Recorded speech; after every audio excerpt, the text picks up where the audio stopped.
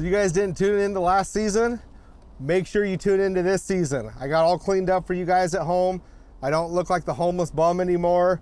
So new me, new season, tune in. We're coming back on the air. Last time on Graveyard Carz.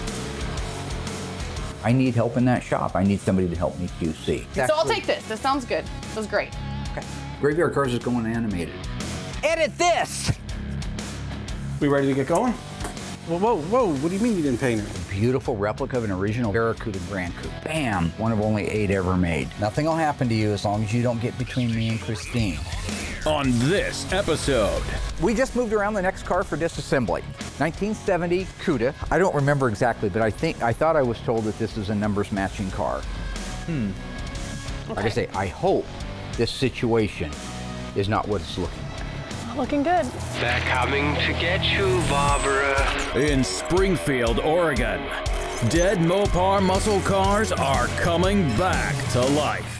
Restored by Mopar master Mark Warman. I'm a liar and a fat mouth. His daughter, Alyssa Rose. Okay. Why would you do that? His painter, Will Scott. You got one job. And his cousin, Dougie. You're the best. Welcome back to Graveyard Carz.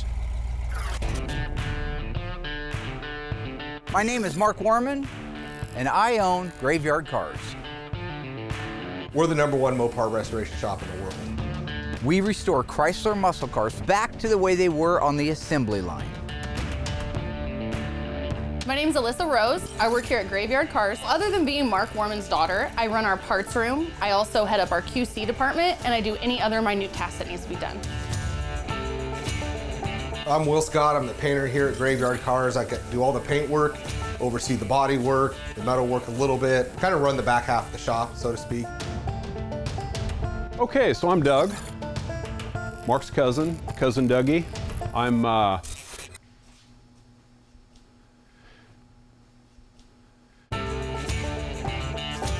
name's Justin Jesdahl. I work here at Graveyard Carz, and I am the assembly tech.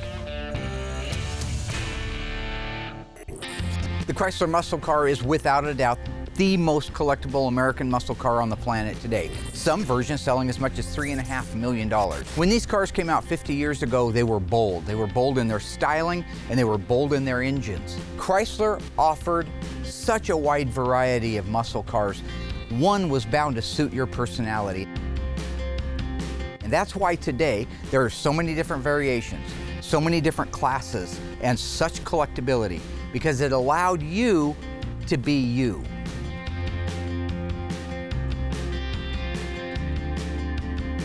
They were so crazy back in the day, you know, with their ideas, their color schemes, the packages they put together.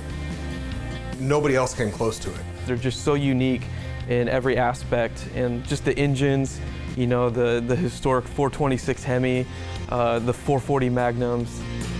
Just the sounds of these cars alone are they're just awesome. We stopped making cars cool in the 80s. I don't know why we did that, but we did. The style lines, the colors, the thought that went from the front to the back of the car, they didn't miss a beat. Everything today looks like a rental car. It looks the same. There's no body lines, there's no style, it's black, white, or red. Back in the 70s, that's not how it was. It was fun and it was cool.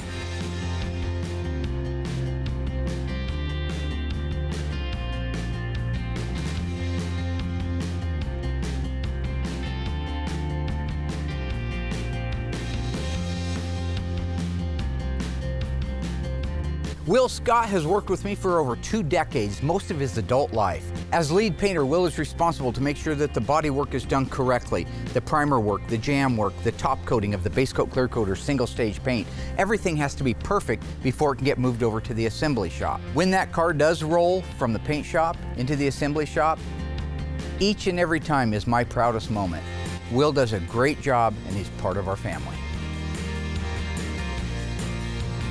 Justin is our lead assembly technician. His job is to put these cars together once they're out of the paint shop. He is in charge of installing all of the exterior trim and ornamentation on the cars, assembling the interior, including the dash assembly, installing and plumbing out the engine, transmission, and rear end. And the best part of his job is when he hands me a set of keys and says, "Mark, that car is ready to go." I do a final QC, I call the customer, and we're heroes.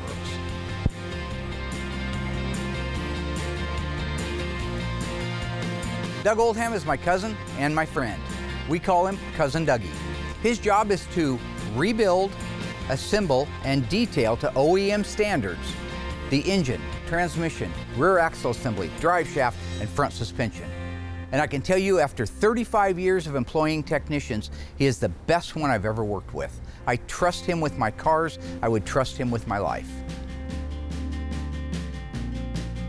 Alyssa Rose is my daughter, and she works with me side by side at Graveyard Carz. Alyssa has multiple responsibilities. To make sure that all of the parts are here to restore a car and that they are correct is only one of her many jobs. She also has to do quality control. Her job is to make sure that these guys do their job. And probably the most important of all of her responsibilities that could not be replaced easily is that she gets me my coffee. And she knows exactly how I like it, the right amount of creamer, the right amount of cocoa. I like cocoa in my coffee. She makes it perfect. We just moved around the next car for disassembly. 1970 Cuda 446 barrel. It means it's a V code in the VIN. It's a A34 Super Track Pack. That means it has a Hemi 4-speed and a Super Track Pack 410 Dana rear end. It's FE5 Rally Red, white interior. This car belongs to Jim Root. Those of you who are Slipknot fans out there will recognize the name. So we made a deal, brought the car out here, and we're getting ready to start the disassembly now. And then we'll carefully take her out and set her on a cart.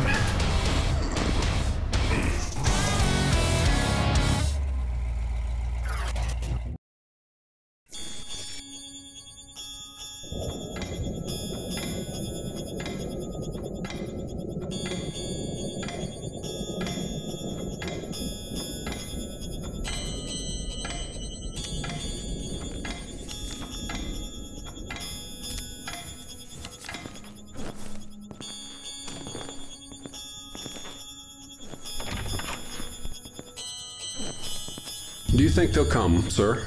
Oh, they'll come. They'll come all right. Here, stamp these and mail them.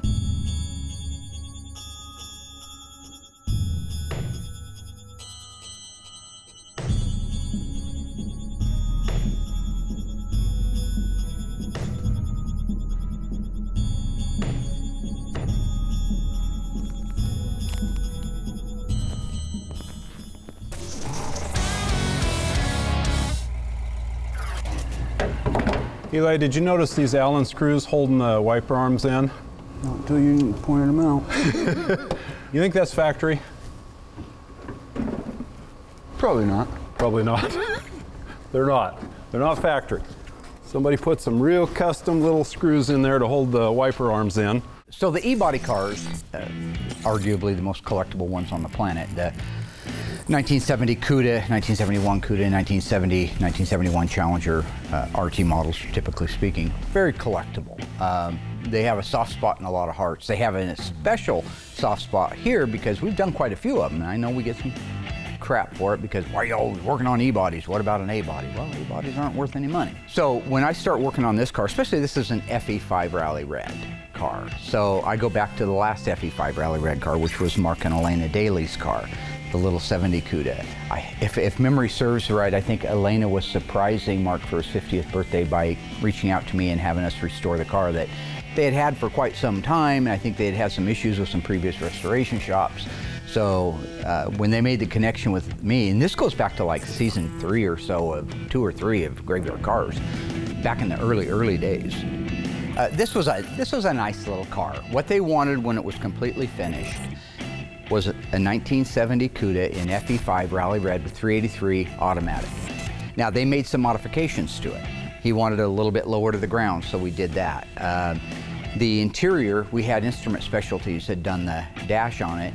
He wanted it to be the same color FE5 Rally Red where the wood grain would go. He wanted that to be the same color as the outside of the car. So just, you know, kind of personalize it. I know that he went with the Krager wheels on it. I believe memory serves with Krager wheels, VF Goodrich tires. And it was a nice little car when it was done. But I always go back to that being one of our very first cars at Graveyard Carz, so it has one of the softest spots for me. They're really wonderful people, and it was nice to be able to do that for them. And I know that today they still enjoy it and go to all the car shows. So, you know, that's a cool legacy.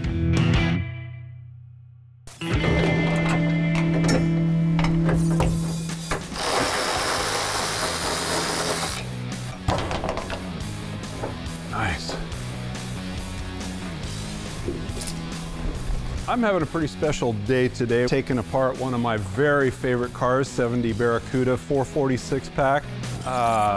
Slipknot is a rock group, I think. I have never heard their music, honestly. What kind of music do you like to do? Boy. 70s, 80s rock and roll. Eli, I think, was over my shoulder all the time. Anytime I was taking anything apart, working on it, he was right there with me. And he's a natural. Great mechanic. Showed up the old man, didn't you, Eli? Huh? Nothing. See if we can't rock our wipers off here. Just kind of pull up on them, rock them back and forth a little bit. Is that a strongman job, Doug? Takes a little bit of technique. Barracuda wipers have an unusual second arm that gives them their transition across the windshield. So, yeah, almost like a peace sign, huh? Some of the shiny little screws holding the wiper arms in. That's not factory correct? No, sir. They're pretty, though. I like them. Oh, yeah, yeah. All right. Very nice. Look how nice the padding is in the back of this thing. This has been restored. This stuff is just like new. Yeah, I think it's been restored once.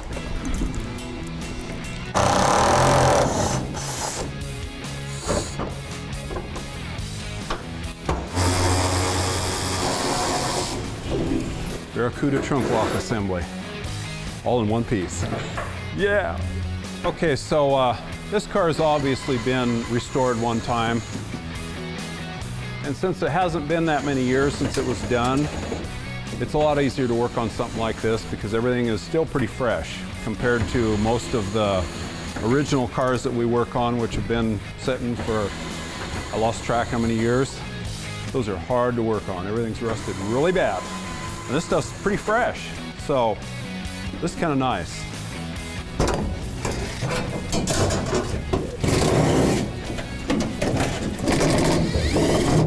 That's different on the tail light. Okay. Finally. Screws. So much trouble. Oh, the fasteners were all different sizes. Custom again. Here we go. The 1969 Dodge Charger Daytona is one of the most collectible Mopar muscle cars on the planet today. The only engine that was optional in this car was the 426 Hemi. So what was the standard engine?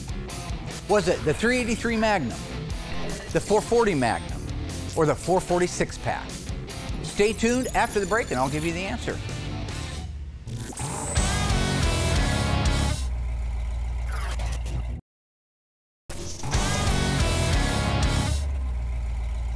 All right, folks, how did you do on that one? What was the standard engine in our Charger Daytona? Was it the 383, the 440, the 446 pack? To get the answer, we're going to do a little history. The 1969 Dodge Charger Daytona was based on a 1969 Dodge Charger RT, and that 1969 Dodge Charger RT had a standard 440 Magnum. It means that our Daytona Charger had a 440 Magnum as a standard engine, with the Hemi being the only option. The 383 Magnum was available in a 69 Dodge Charger that was not an RT, and the 446 pack, even though it was introduced on the Super Bee and the Roadrunner in 1969 and a half, it wasn't an available option on the Dodge Charger until the 1970 model year. If you guys have been watching previous episodes, you should have got that one right. So, like my shirt, it's Evel Knievel. Grew up on that stuff. The guys have been doing real good so far on the disassembly. I've been busy inside working on different cars, so I finally got a break where I can come out and look at the car. I feel like when somebody sends me a car to restore, if it's not a tribute car that we're building for somebody or they already know it's a tribute car, then I don't need to validate it. But I feel like it's part of my obligation to the Mopar Society to do my best to make sure that my owner, what they say to me, is accurate. right? They're only repeating what was told to them when they bought the car. So in this case, this is supposed to be a numbers matching original 70 446 barrel 4-speed Super Track Pack FE5 Rally Red. I've been doing this for a long time. I've seen people play with numbers. I've seen people fake cars. It's forgery, right? But unless you really know what you're doing and looking for, it's not that hard to get away with it, especially on the e-bodies. So I'm getting ready to do some validation. I just thought maybe my friends at home might like to watch that.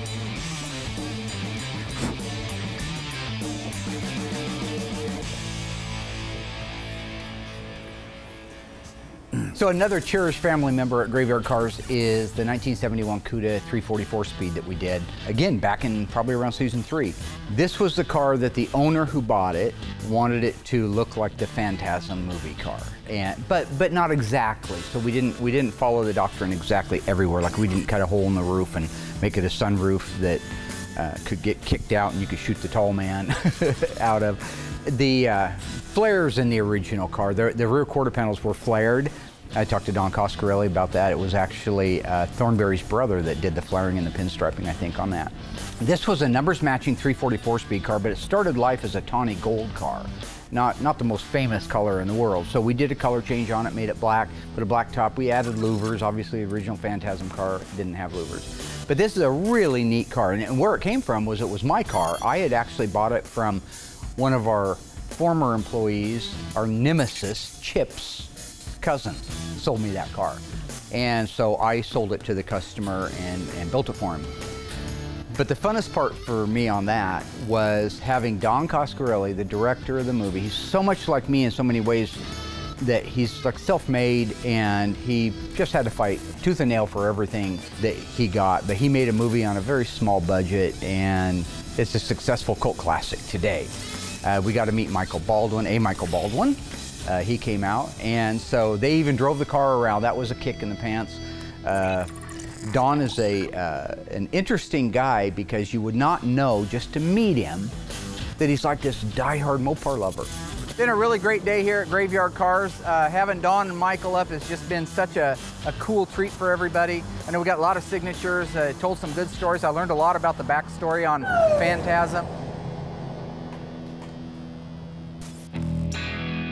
While it's on the ground and the hood is off, it's easy to see the last 8 digits of the vehicle identification number that are stamped into the upper cowl. That was one of the hidden numbers, quote unquote, that Chrysler said they had.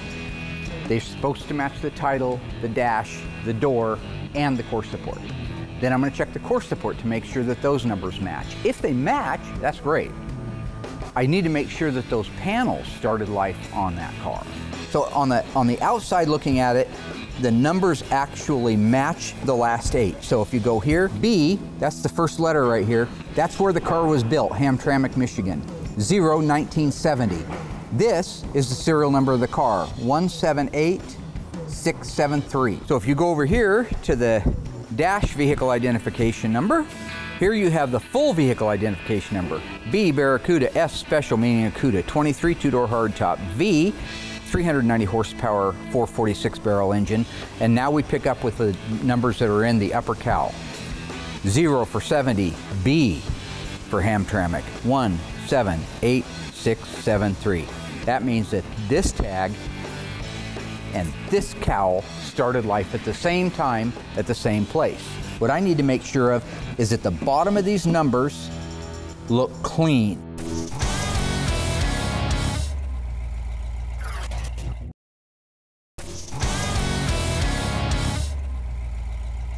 What I need to make sure of is that the bottom of these numbers look clean, that there's no evidence anybody's re-stamped the cowl. So I do that with a mirror. And that is beautiful, absolutely. Nobody has had that panel off. Now I turn it sideways here and I can actually see the welds, the backside of these welds that I was talking about a little bit ago. I can see the backside. This would be the kind of stuff you'd be looking for if you were trying to determine if a car had been fraudulated. I come back over to this side of the cowl and you can see the seam sealer that they put on at the factory that went on between the cowl and the upper cowl panel. It's still evident in there. That's beautiful stuff. Nobody's been here. That also tells me nobody's changed the panel and nobody's stamped the numbers. So I can validate that as an original panel. Another car that we did a lot of restoration on but didn't install the drivetrain on this one was Chris's 1970 AAR, FY1 lemon twist yellow, 6-barrel ALR 4-speed car.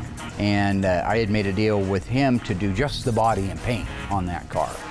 And we did do a suspension in it so it could roll. It came out beautiful. My favorite color, other than the burnt orange on my Charger, would be the top banana lemon twist yellow. I love the color. I'm colorblind, as everybody knows. So when I see limelight green, I'm seeing lemon twist yellow. So to me, it's all good. It doesn't matter, I don't care what the coat is, it's beautiful yellow. So with the strobe striping down the side, the blackout on the hood and the tops of the fenders, I mean, that was a really fun build too. So it's great. The cowl is the original cowl. You could tell by the patina on the bottom side of it, the rust. There was no heat ring. I'm really happy that the cowl matches. Okay, so I want to take a look at the numbers in the upper tie bar or the core support. So the radiator support is the part of the car at the front that actually holds the radiator. Now these numbers were stamped in like this. So they read left to right, but they're upside down. I'm just gonna wedge this in there so I can actually get that radiator away from it. It might be really hard for everybody to see it, but it is the last 8 digits. It's Bravo 0178673. They're stamped in nicely. It's got the right amount of dent into it as a result of the number stamping, so that's perfect. So it turns out that our core support not only is the numbers matching original core support that matches vehicle identification number of the car, but it started life on there. While I'm here, I'll just look and make sure that that radiator support hasn't changed from one car to another. So I'm gonna look at spot welds. And this is beautiful. Then the beautiful thing is, this baffle is spot welded to this inner fender.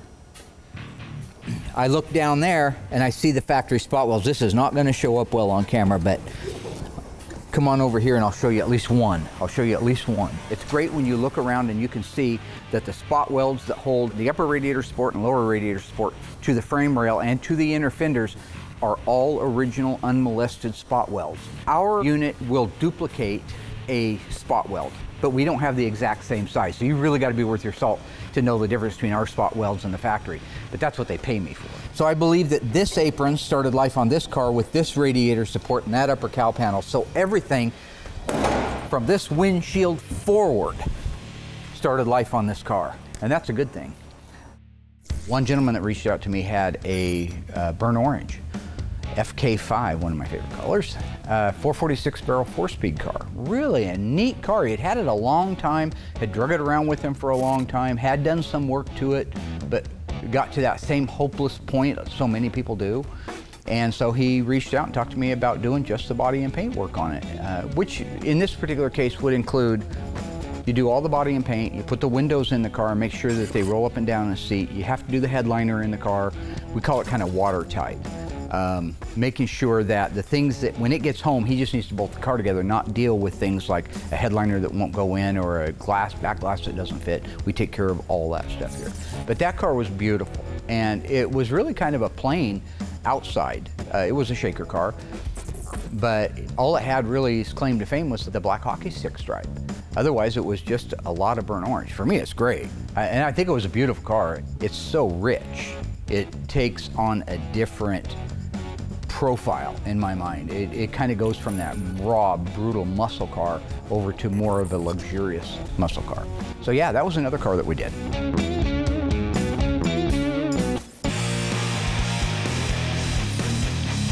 I don't remember exactly, but I thought I was told that this is a numbers matching car, which means the vehicle identification number on the side of the block should match the car.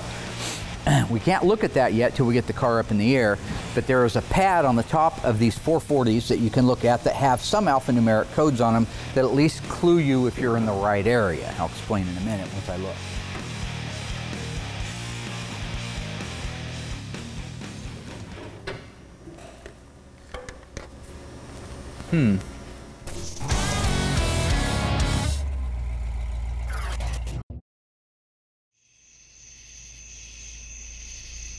It's ringing. No, wait. It's just a busy signal. Dude, it's me, you idiot.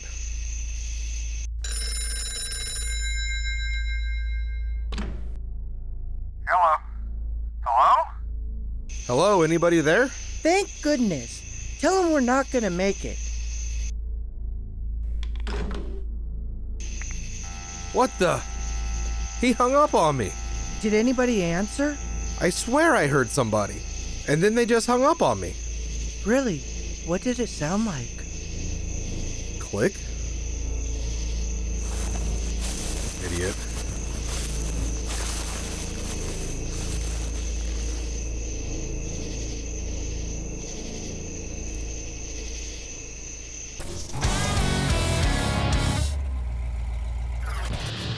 All right, so Doug and Eli got the 1970 Cuda 446 barrel disassembled.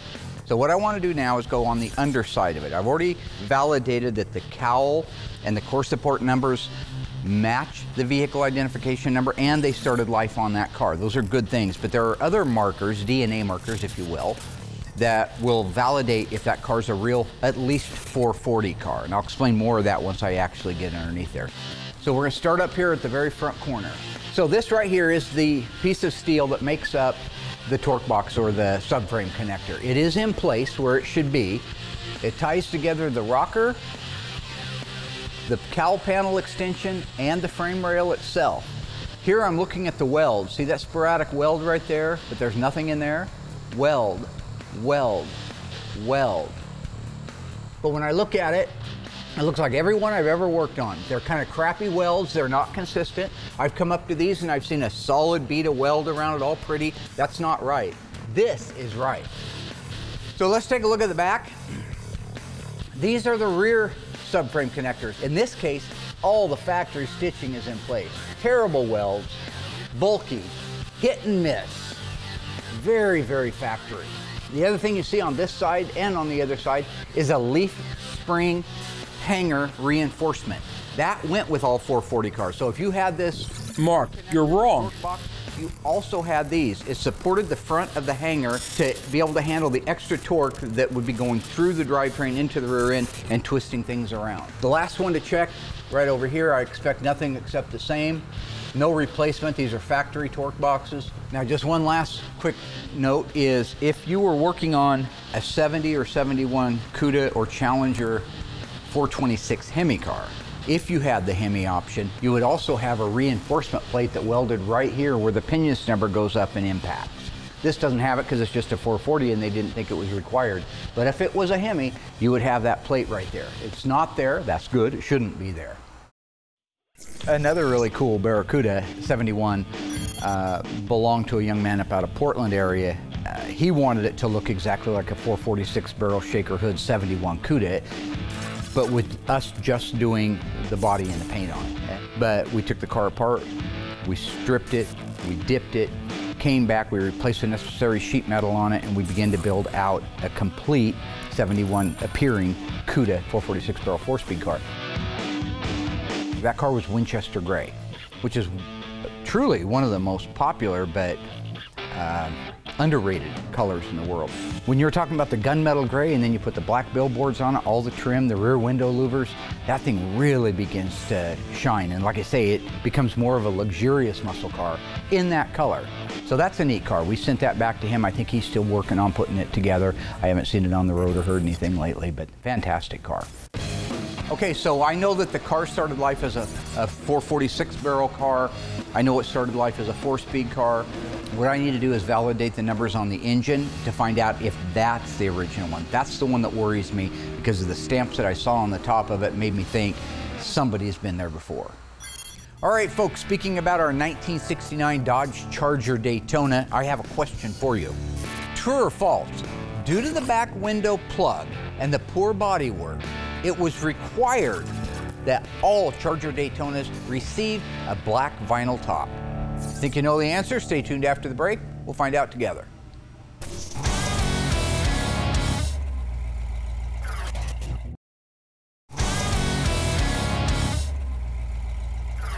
Jim Root is lead guitarist for the group Slipknot.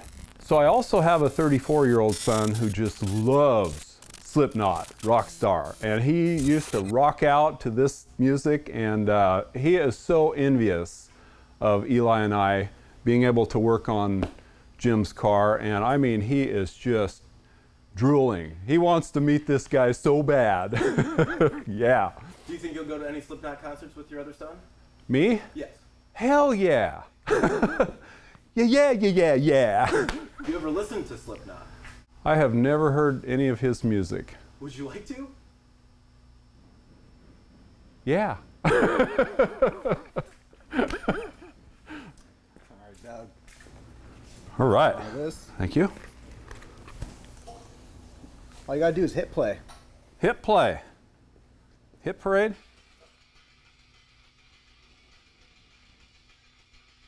Oh, wow. Ooh. No, I'm sorry. Yeah.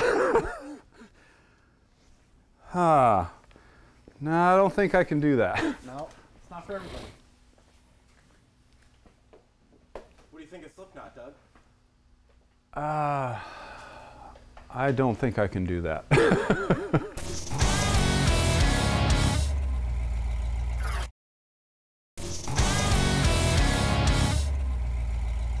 Okay, folks, how did we do on that one? True or false, was a black vinyl top mandatory on all 1969 Charger Daytonas? The answer is false. In fact, the Dodge Charger Daytona never received a vinyl top on it.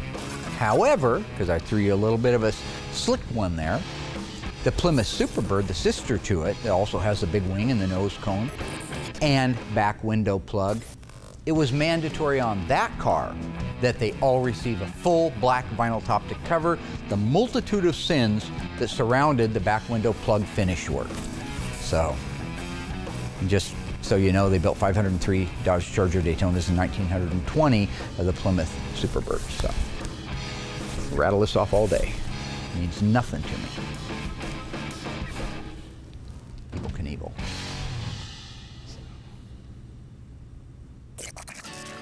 Kimberly Cook's little Barracuda. That's what we call her around here. 1970 Barracuda. This was a L code, L like in Lima, or 383 two-barrel. Really unusual little car. So it was EF8 green, but it was coated for the luggage rack on the deck lid. It's a convertible with a 383 two-barrel and air conditioning. Now, her dad had that car since she was a little girl. It's just a wonderful story. It's good people, salt of the earth stuff. It's the kind of stuff that make me glad I do what I do. Her dad had the car from the time she was growing up until he passed away. And he left it to her, and so that's a family heirloom that's not going anywhere, ever. And so they reached out to me a few years ago, gosh, I bet now it's been 6 years or more, 7 years, and wanted me to restore the car. Fast forward to the day we revealed the car. I mean, this was a neat little car. It had lots of stumbling blocks along the way. The main one was that right before her father passed away, she wanted him to be able to drive that car one last time, or at least ride in it, and she succeeded at that. So I happen to have an F383 two-barrel non-HP engine. I donated that to the cause, keeps the car original as possible. Classic Auto Air completely restored the air conditioning system. There's a lot of parts on that. And boy, they did a phenomenal job. That thing blew ice cold air when it was done. Instrument Specialties, Mikey, gorgeous job on the instrument cluster. The body and the paint was beautiful. The assembly went well. This was actually the very first car that we ever even had in this building that we're in right now. Unbelievable. Thank you. I'm glad we could do it. I'm speechless. It's gorgeous. It's literally as close to brand new assembly line as it could be. The only thing I didn't do was I didn't replace the steering wheel, because this is the one that your dad had and had his hands on, and you probably as a little girl in there playing. Yeah. So I wanted to present you with the original wheel. These cars mean something to people. They're not just transportation. In some cases they are, in some cases they're a way to make a buck. But for some people, it's part of the family. And this car is part of her family when she was growing up, and it's part of her family now. And it'll be part of her family for the rest of her life. So my goal at Graveyard Cars has always been to do as many of these cars as humanly possible, and that's why you'll see their prices are way down from our competitors. I mean, I can't mention names, but we're about half of what anybody else charges for the exact same operation, because I want to do a lot of these cars, because I don't care if you're a celebrity. So it doesn't matter to me if you're Kimberly and Tommy Cook with the Barracuda, I want to do that car as cheap as possible as far as financially, so you can afford to do it, so I can know in my heart and in my mind that that car was done right. So it doesn't matter if you're Jim Root. I don't care if you're a celebrity or if you're just a guy that works, punches a clock. I don't care. My job is to put as many Mopars on the road as correctly as I can in my time. And that is really what Graveyard Carz has and always will be about. So we know in our 70 Cuda that the body numbers match, the dash VIN is original, all of the torque boxes and body numbers are in place, so we feel good that it's a real live 70 V code 446 Barracuda. I didn't like the stamping that I saw on the top of the ID pad. So I had Doug and Eli bring the engine and transmission in, that's what we got over here. I want to take time and look at everything carefully. Clear your mind. Erase everything from your mind. If this was Men in Black, I'd hit you with one of those things and you'd forget everything so I could work with a clean slate. It's pretty much how I wake up every day. Anyways. This is a great opportunity as she's beginning to grow more and more into the role of shop manager. I'd like to acclimate her with what I find, and in real time, not after I found it, but in real time. Jim Root, Slipknot. You're young, you know, right? It's a band. Oh, whatever. Right? Okay, I know Slipknot is a band. Like, it's a band, I've heard of it. I just don't listen to that type of music, so I don't know them.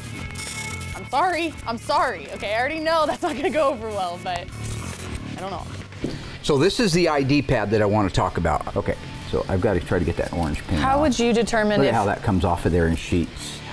I don't think that someone could step in and do my dad's job. I mean, I think it would take years and years in training, but I think that it's way overwhelming for me because, I mean, it's like forensic files. You have to know all the little details, what's right to begin with, and that just gets crazy. It's different on every year, different every make of car.